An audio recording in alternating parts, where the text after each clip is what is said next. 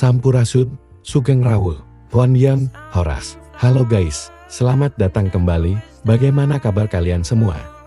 Semoga dalam keadaan sehat selalu dan diberi kelancaran, rezeki yang berlimpah. Masih bersama kami kembali di channel WSKT TV. Pada kesempatan kali ini, kami akan review film serial berjudul The Day of Jackal dirilis November tahun 2024.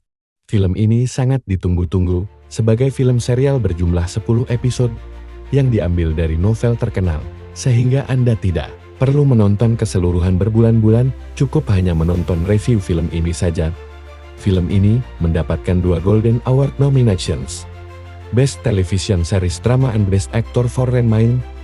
Film ini sutradara oleh Christopher Hall dan direktor film oleh Brian Keir, Anthony Phillipson, Paul Williamsworth, Anu Menam, dan dibintangi oleh Eddie Redmayne dan Lashana Lynch sebagai pemeran utamanya. Mari kita simak alur ceritanya. Oke guys, let's check it out.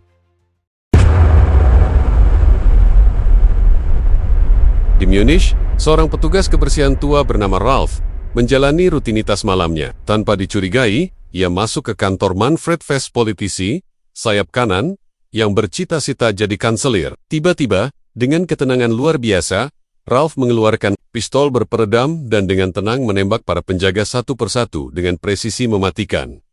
Setelah menyingkirkan para penjaga, Ralph beralih ke Elias, putra Manfred Fest. Ia tidak membunuhnya, hanya menembak kakinya, lalu melarikan diri dengan menuruni gedung menggunakan tali. Di tempat persembunyian, Ralph melepaskan penyamaran dan terungkap sebagai pembunuh bayaran sang legendaris, The Jackal. Keesokan harinya, The Jackal menyiapkan posisi di apartemen 3.815 meter dari rumah sakit tempat Elias dirawat saat Manfred datang menjenguk putranya. Meski dijaga ketat, satu tembakan presisi The Jackal tepat mengenai Manfred, menjatuhkannya seketika. Itu adalah tembakan mustahil yang mencatatkan rekor. Kepanikan melanda rumah sakit, sementara The Jackal dengan tenang membongkar senapannya yang tersembunyi dalam koper dan menghilang tanpa jejak. Di London, agen Minam Bianca Pullman segera menyimpulkan bahwa senjata itu hanya bisa dirakit oleh Norman Stock, perakit legendaris asal Irlandia. Saat mencari petunjuk lewat Alison, istri saudara Norman, Bianca nekat menahan putrinya, Emma. Namun Emma, yang menderita sakit jantung, meninggal saat dalam tahanan, menjatuhkan reputasi Bianca.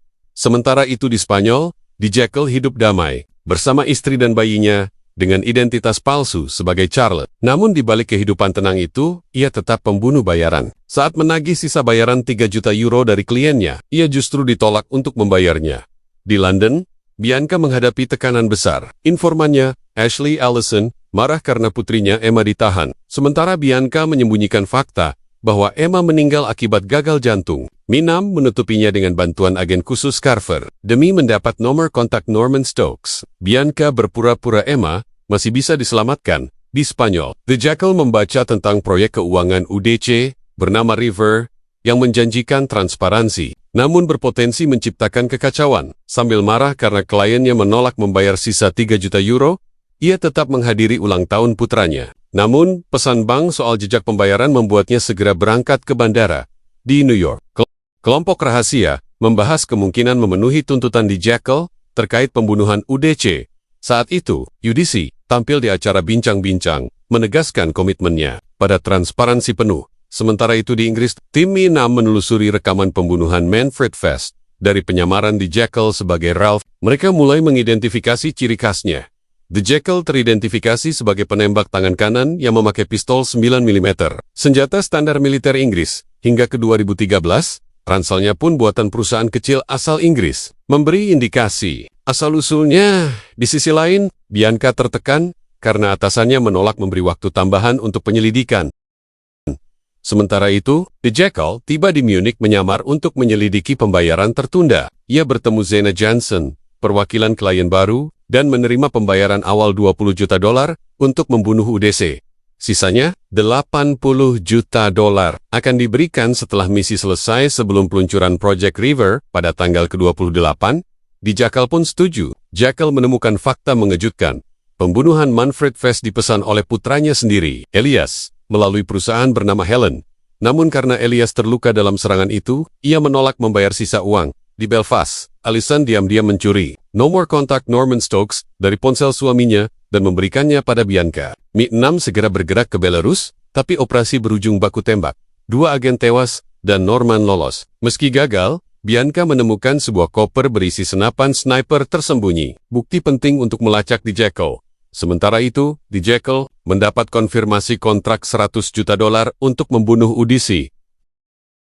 Di sisi lain, Larry dan Allison akhirnya tahu Emma meninggal, membuat mereka hancur. Kesedihan Larry semakin dalam ketika mendapat panggilan misterius dari Norman kembali di Munich. The Jackal menyamar sebagai pria berduka untuk meretas komputer kantor pemakaman dan mengakses data warisan.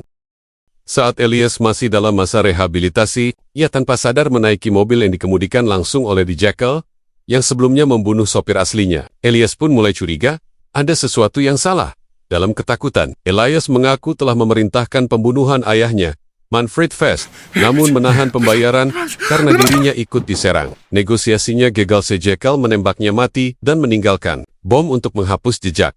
Sementara itu, Nuria mulai curiga pada suaminya. Ia menggeledah kantornya dan menemukan ruang rahasia berisi uang tunai, paspor palsu, dan perlengkapan penyamaran. The Jackal yang memantau lewat rekaman sadar identitas gandanya terbongkar, tapi belum sempat bereaksi karena alarm keamanan berbunyi. Mi-6 berusaha melacaknya, namun saksi hanya menyebut sang pembunuh berbicara bahasa Inggris. Di Prancis, The Jackal kehilangan kendali, menembak mati seorang pengemudi dan polisi, lalu mengatur tempat kejadian perkara, agar tampak seperti baku tembak di Inggris. Bianca mengetahui target baru bernama Rodeng. Ia mencari informasi pada mantan perwira George Hans, yang menyebut hanya satu orang mampu menembak sejauh 3.800 meter. Alexander Dugan, sniper legendaris yang diyakini tewas 10 tahun lalu. Di Paris, Nuria menuntut penjelasan. The Jackal mengaku telah berbohong, namun menyamarkan dirinya sebagai agen rahasia. Berjanji akan pensiun setelah misi terakhir. Meski ragu, Nuria akhirnya luluh. Di New York, tim Zena Johnson tahu The Jackal membunuh Elias. Meski sempat meragukannya, pemimpin mereka justru kagum pada keberaniannya dan tetap mendukungnya di Inggris. Larry membunuh Allison karena dianggap mengkhianati Norman. Menyamar sebagai istrinya, ia menjebak Bianca dan mencoba membunuhnya. Bianca selamat, lalu menghadapi Larry yang menyandera putrinya. Dalam ketegangan, ia menembaknya di kaki hingga tertangkap, meski Larry tetap menolak memberi info soal Norman. Sementara itu, UDC di pulau pribadinya bersikeras meluncurkan River, perangkat lunak yang membongkar korupsi global. Meski tahu dirinya jadi target, di Tallinn, The Jackal menyurvei arena tempat UDC akan tampil. Nyaris celaka di atap, ia diselamatkan seorang pekerja bernama Rasmus. Tak lama, Zena muncul di hotelnya, memperingatkan bahwa klien mereka jauh lebih berkuasa dari yang ia kira, dan menegaskan akan terus mengawasinya. Di rumah sakit, Bianca memaksa Larry mengaku dengan kekerasan, hingga ia membuka lokasi Normandia, Budapest. Ia juga mengaku tahu alamat Bianca berkat Norman. Meski tak tahu siapa pemberi info, The Jackal lalu menghubungi Norman, meminta senjata baru. Norman, yang terluka akibat operasi Mi-6, tak bisa membantu jarak jauh. The Jackal pun memutuskan menemuinya langsung untuk merancang persenjataan yang dibutuhkan. Di Mi-6, Damien memberitahu Bianca bahwa Alexander, Dugan sniper yang diduga tewas 2013, punya profil identik dengan The Jackal. Bianca memintanya memverifikasi jasad Dugan, lalu menemukan lewat artikel koran bahwa target bernama Roden ternyata adalah UDC. Ia dan Vincent segera berangkat ke Budapest. Di sana, The Jackal bertemu Norman di persembunyiannya yang penuh senjata. Mereka merancang alat penyangga kaki yang bisa lolos pemeriksaan keamanan dan berubah menjadi sniper. Norman mengaku ditembak agen Mi-6 berkulit hitam di Belarus setelah menerima peringatan dari nomor anonim. Ia juga memperingatkan senjata baru itu hanya bisa menembak 8 kali. Saat The Jackal menguji senjata, ia melihat tim Bianca mendekati lokasi. Ia sempat memperingatkan Norman agar kabur, namun terlambat. Norman ditangkap Mi-6 dan diinterogasi. Tepat sebelum ia bisa membuka identitas The Jackal, sang pembunuh menembaknya dari jauh. Rahasia The Jackal pun tetap terjaga. Shooter, flanking left. Menyadari The Jackal masih di sekitar, Bianca memimpin pengejaran sengit. Ia nyaris menangkapnya. Namun sang pembunuh bayaran melompat ke perairan terbuka dan berhasil lolos. Setelah berenang ke daratan, The Jackal bersembunyi di lumbung tua, tapi dipukul hingga pingsan oleh pemiliknya, Attila. Saat sadar, ia ditahan dan diinterogasi. Karena kendala bahasa, Attila memanggil saudaranya Gabor dan penerjemah bernama Laszlo.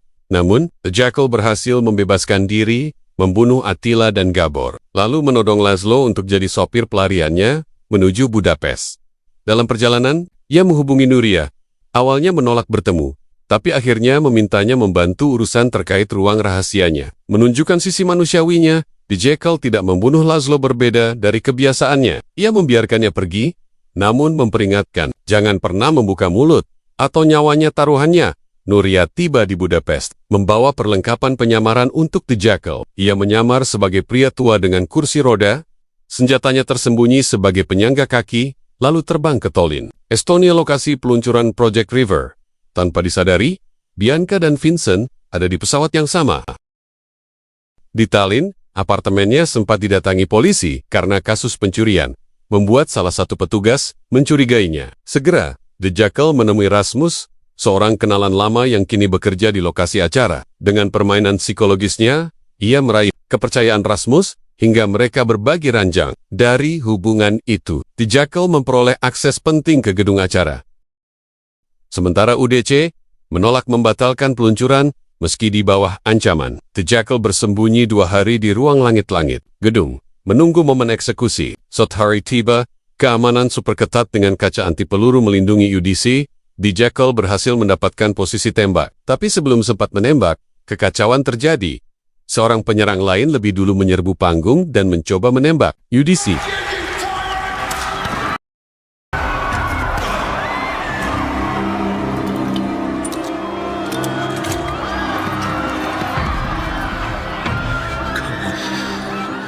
Dalam kekacauan penyerangan, The Jackal kehilangan momen emasnya. Ia segera membaur dalam kerumunan panik. Namun di luar gedung, Rasmus melihatnya. Untuk menjaga identitasnya, The Jackal dingin-dingin membunuh Rasmus dan menghilang dalam kegelapan. Kegagalan itu mengguncang dunia. Di New York, Winthrop murka karena Project River tetap berjalan. Sistem ini menjanjikan transparansi penuh atas transaksi global, menghancurkan fondasi bisnis gelap seperti miliknya. Penyelidikan menemukan penyerang kedua adalah anggota tim keamanan UDC sendiri. Dengan manifesto yang menuding UDC menyembunyikan agenda rahasia. UDC kini bersembunyi di Kroasia, takut pengkhianatan dari dalam. Sementara itu, di London, Mina menelusuri jejak The Jackal. Bianca mencurigai ia sebenarnya Alexander Dugan, mantan sniper Inggris yang dikira tewas di Afghanistan pada 2013, seorang penembak legendaris dengan kesabaran dan presisi sempurna, setelah menuntaskan misi pembunuhan bernilai tinggi. Dugan dan Gary beristirahat di Siprus. Di sana, mereka menerima tawaran untuk membunuh target baru dari seorang klien kaya, yang kembali mereka selesaikan dengan cepat dan efisien. Dalam operasi berikutnya, unit Dugan diperintahkan menangkap komandan Taliban hidup. Namun, rekan-rekannya malah melakukan pembantaian, termasuk terhadap warga sipil. Untuk menutupi kejahatan itu, mereka mengarang cerita seolah diserang dan memanggil serangan udara. Muak dengan kebrutalan tersebut, Dugan mengambil langkah ekstrem. Saat konvoi kembali dengan 2 mobil, Phantom dan Jackal, ia meledakkannya menggunakan bom jarak jauh. Seluruh unit tewas, hanya Dugan dan Gary yang selamat sebelum akhirnya menghilang dari radar militer di masa kini. Bianca terus mengambil perhatian terhadap siapa-siapa. Bianca akhirnya mendapatkan akses ke berkas Duhan, meski dokumen resmi menyebut unitnya tewas oleh ranjau darat. Namun, ia yakin Dugan memalsukan kematiannya dan kini beroperasi sebagai Jackal. Di Spanyol, Nuria dan Alvaro menyaksikan berita percobaan pembunuhan UDC. Alvaro menduga Jackal adalah Charles. Nuria menghubungi Jackal, yang justru memerintahkannya membungkam Alvaro. Sementara itu, Bianca mengunjungi Larry di penjara. Dengan penuh kebencian, Larry bunuh diri di depannya. Keamanan UDC diperketat, ia bersembunyi di Kroasia. Jackal terdesak oleh tenggat dan tekanan Zena, kembali ke Spanyol. Di sana, ia akhirnya mengaku pada Nuria bahwa dirinya pembunuh bayaran. Berjanji misi ini akan jadi yang terakhir. Listen to yourself and say it again. I kill people for money. Again? I kill people for money. Say it again. I kill people for money. You don't know it! I kill people for money! Is that what you want to hear? Is that enough? Is it enough? Di New York, Winthrop dan Menteri Luar Negeri Inggris sepakat satu-satunya cara menggagalkan River adalah dengan memastikan UDC mati. Sementara itu, Alvaro menekan Jackal lewat ancaman membocorkan rahasianya, hingga Jackal terpaksa menyetujui sebuah pertemuan berbahaya.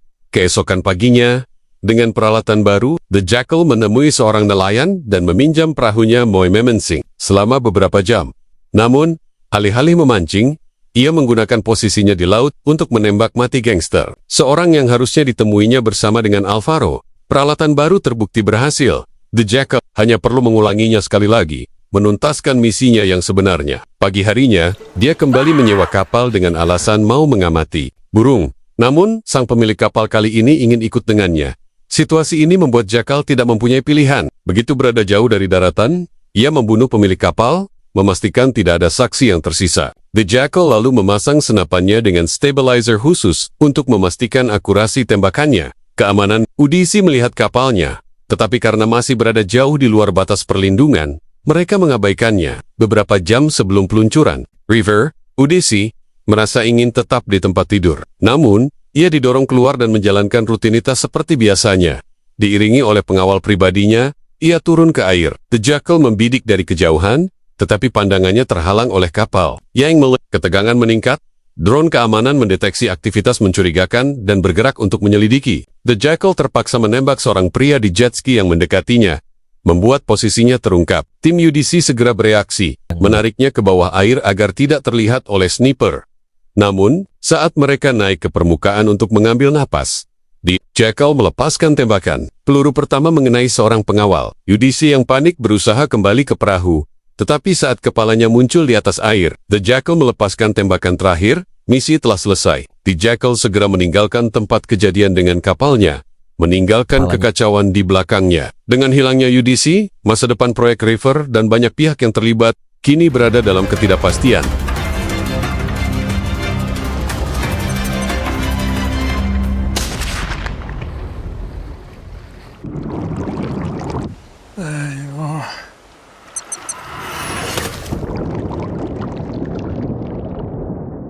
Setelah tewasnya UDC, Dewan perusahaannya memilih untuk menunda peluncuran River. Hal ini menandai misi The Jackal sebagai sukses besar. Namun di balik perayaan ini, pengkhianatan telah direncanakan. Kliennya yang dipimpin oleh Timothy Winthrop memutuskan untuk tidak membayar The Jackal. Sebaliknya, mereka merencanakan mau membunuhnya bersama dengan Zena, menganggap keduanya sebagai ancaman yang dapat membongkar keterlibatan Winthrop dalam konspirasi ini. Sementara itu, Mi-6 secara resmi menutup kasus UDC, sebuah keputusan yang membuat Bianca frustrasi. Namun, pengungkapan mengejutkan terjadi. Isabel ternyata adalah mata-mata dalam Mi-6 yang sebelumnya telah membocorkan informasi kepada Norman Stock tentang operasi Bianca. Lebih buruk lagi, Menteri Luar Negeri juga terlibat dalam konspirasi ini. Ia menginstruksikan Isabel agar membiarkan Bianca mengejar Jackal hanya untuk menyingkirkannya setelah misi selesai, demi memastikan bahwa tak ada jejak yang tersisa dari keterlibatan mereka. Di Tempot Lane, melalui komunikasi digital, Jackal menuntut pembayaran dari Zena. Zena kemudian menghubungi Leonora dan memberitahu bahwa Jackal telah menghubungi mereka. Leonora berjanji akan segera mengirimkan pembayaran beserta bonus tambahan untuk Zena. Namun, Zena merasa ada yang tidak beres, mengabaikan perintah untuk tetap berada di kamarnya. Ia memutuskan kabur, dan ternyata tepat karena seseorang telah dikirim untuk membunuhnya, Bianca dan rekannya tiba di Kadi Spanyol dan bertemu dengan penyelidik yang menangani kasus pembunuhan gangster. Setelah menemukan hubungan antara Alvaro dan pria kaya asal Inggris, mereka segera menyadari bahwa pria itu adalah Jackal dan meminta alamatnya. Sementara itu, Jackal memang sedang dalam perjalanan pulang, tetapi istrinya telah mencapai batas kesabarannya. Hidup dalam ketakutan akan bahaya yang selalu mengintai. Nuria merasa tidak sanggup lagi menjalani kehidupan yang terus dibayangi oleh pelarian. Saat berbicara dengan suaminya di telepon, Jackal mengisyaratkan bahwa ia mencintainya, tetapi Nuria bisa merasakan bahwa suaminya sedang dalam masalah besar. Mendengar hal itu, Nuria yang semakin khawatir memutuskan untuk mengambil sejumlah uang dari berangkas suaminya dan melarikan diri bersama putra mereka.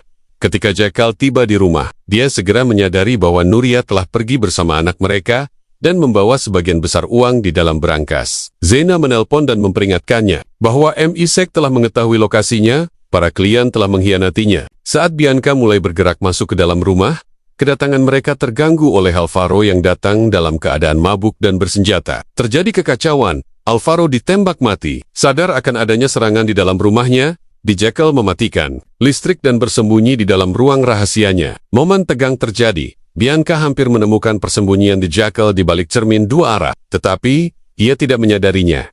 Saat alarm berbunyi, The Jackal keluar dari tempat persembunyiannya dan menembak Vince hingga tewas. Konfrontasi terakhir pun terjadi antara Bianca dan The Jackal. Mereka saling berburu di dalam rumah dan dalam percakapan singkat. Mereka saling mengakui bahwa keduanya adalah individu yang selalu ingin menang. Bianca menawarkan kesepakatan untuk membantu The Jackal menemukan keluarganya, namun The Jackal menolaknya. Setelahnya, The Jackal segera keluar, mau mencari Nuria. Sebuah mobil melaju dengan kecepatan tinggi dan menabraknya. Namun, takdir berkata lain. I saw her leave. Let me help you. It doesn't need to end this way. It does.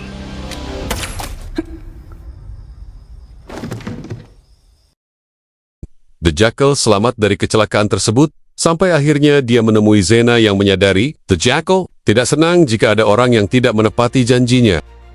Xena yang kini bertekad untuk membalas dendam. Dia memperlihatkan kepada Jackal siapa dalang di balik semua ini.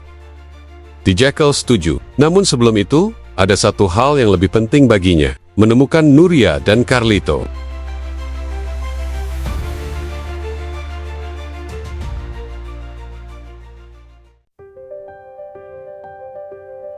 Silent footsteps in the night, a shadow hidden from the light. Every move is calculated, every word is fabricated.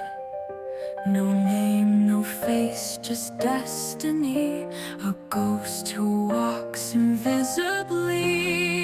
He is the Jackal, hunter of the crown. Striking fast, he won't be found.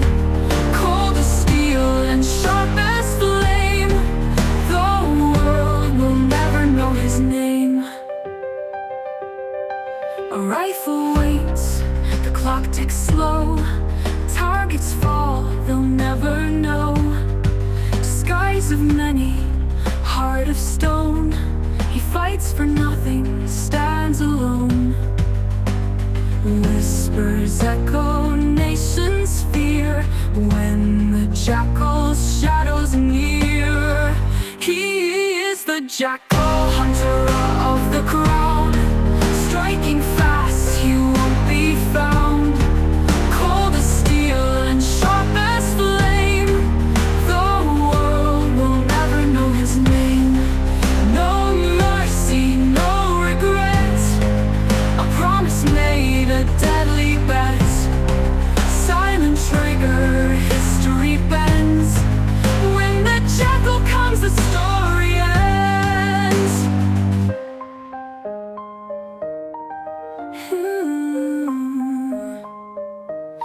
He is the Jackal, master of the crown. Striking fast, he won't be found. Cold as steel and sharp as flame. The world will never know his name.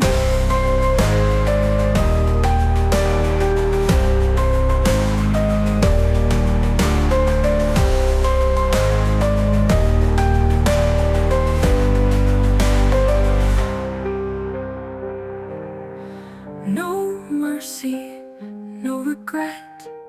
A promise made, a deadly bet. Silent trigger, history bends. When the Jackal comes, the story ends. He is the Jackal, master of disguise. Phantom hidden in men's eyes. Blood and silence mark his fame, but the world will never know his name.